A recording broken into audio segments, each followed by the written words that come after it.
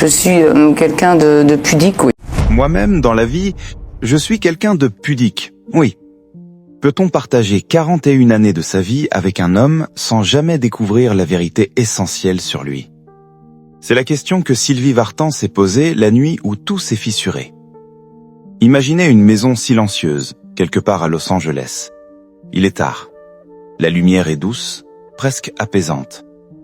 Rien ne laisse présager que cette nuit va remettre en cause une vie entière.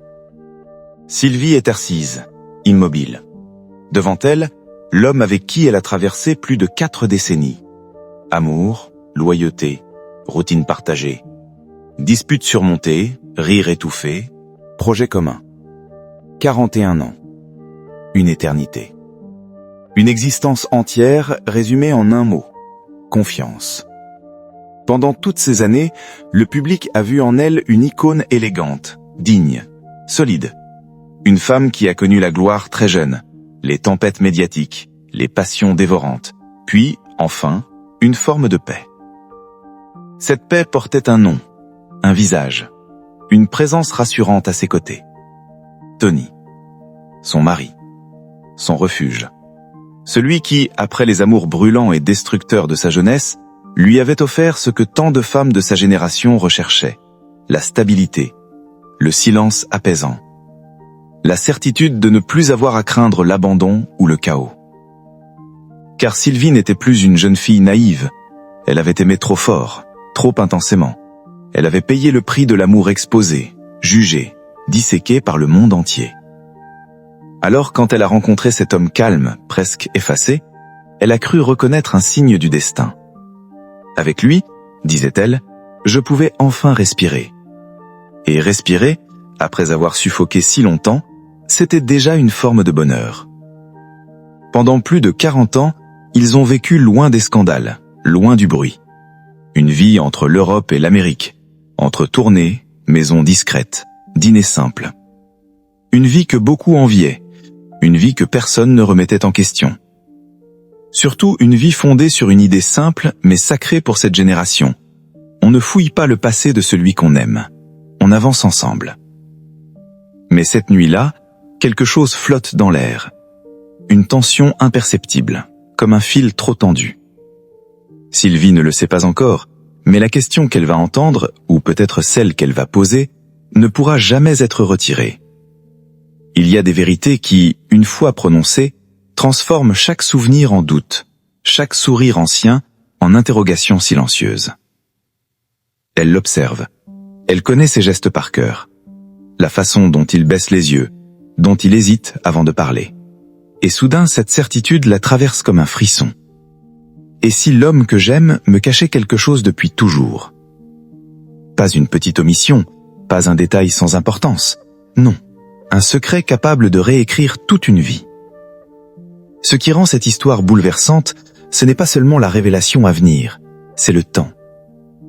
41 années de fidélité, 41 années de silence partagé, 41 années à croire que l'amour protège de tout, même de la vérité. Sylvie appartient à une génération de femmes pour qui aimer signifiait aussi supporter, comprendre, parfois se taire. Une génération pour qui le mariage était un pacte, presque un serment sacré, au-dessus des failles humaines. Alors quand la vérité frappe enfin à la porte, elle ne vient pas comme une tempête. Elle arrive lentement, cruellement. Elle murmure d'abord, elle insinue le doute, et elle pose une question que Sylvie n'avait jamais osé formuler à voix haute. Ai-je aimé l'homme qu'il était, ou l'image qu'il m'a laissé voir? Ce soir-là, elle comprend que l'amour, même le plus long, même le plus sincère, peut reposer sur un mensonge silencieux, et que parfois, ce ne sont pas les cris ou les trahisons visibles qui détruisent un couple, mais ce qui n'a jamais été dit. Pour comprendre pourquoi Sylvie s'est accrochée si longtemps à cette idée de paix, il faut revenir à une époque où son cœur ne connaissait que le tumulte. Avant Tony, il y a eu l'amour incandescent, celui qui consume tout sur son passage, qui vous élève aussi haut qu'il vous jette à terre. Sylvie était jeune, belle, adulée.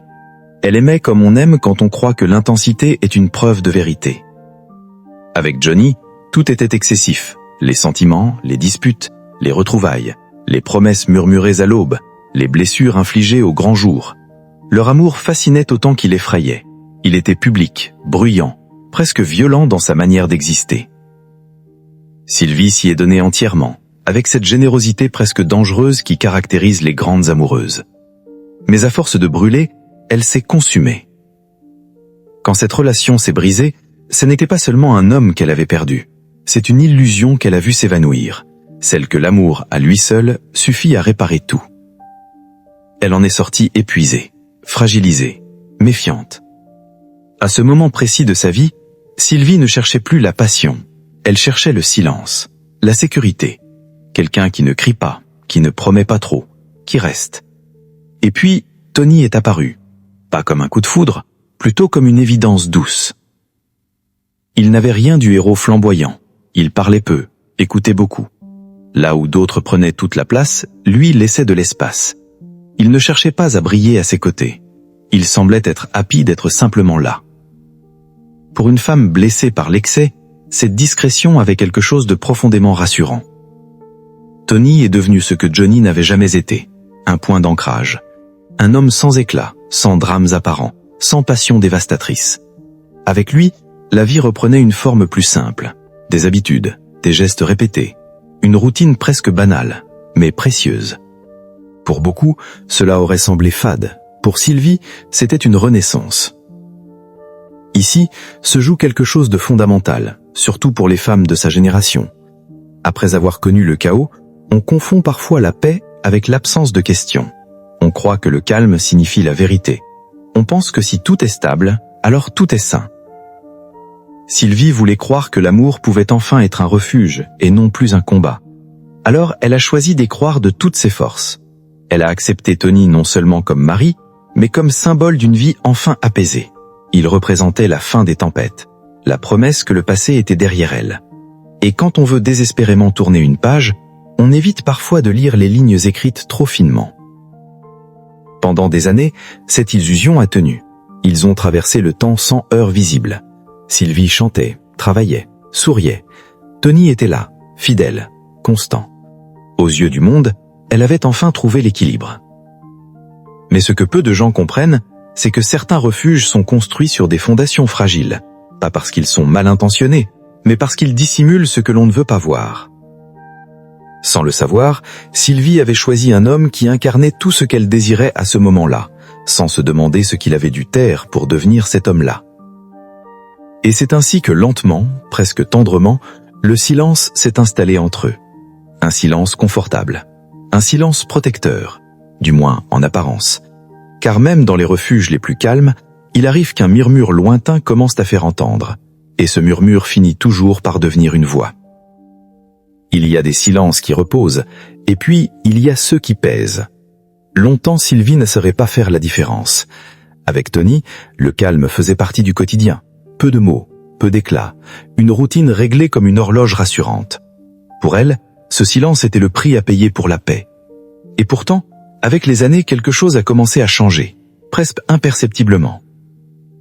Ce n'était pas une dispute, pas une infidélité, rien de visible, juste des détails, des absences sans explication, des regards qui se détournaient trop vite, une tension fugace quand certains sujets étaient évoqués, comme si une porte invisible se refermait aussitôt. Sylvie, qui avait vécu sous les projecteurs depuis l'adolescence, avait développé une intuition fine, presque animale. Elle savait lire le non-dit. Elle savait sentir quand une vérité se cachait derrière un sourire. Mais l'intuition, quand elle dérange, on apprend aussi à la taire. Elle se disait que c'était elle qui exagérait, que le passé de Tony ne la concernait pas, qu'un homme avait le droit à ses zones ombres. Après tout, ils appartenaient à une génération pour qui on ne posait pas trop de questions à celui qu'on aimait. Fouiller, douter, confronter, c'était presque une forme de trahison. Aimer, c'était faire confiance, même quand quelque chose sonnait faux. Alors Sylvie a choisi la voie la plus silencieuse, celle de l'observation. Elle regardait Tony vivre. Elle notait ses gestes, ses réactions. Elle guettait une faille, une confession spontanée, un mot qui libérerait tout. Mais rien ne venait. Le silence restait intact, poli, parfait. Et c'est peut-être cela qui l'a troublée de plus.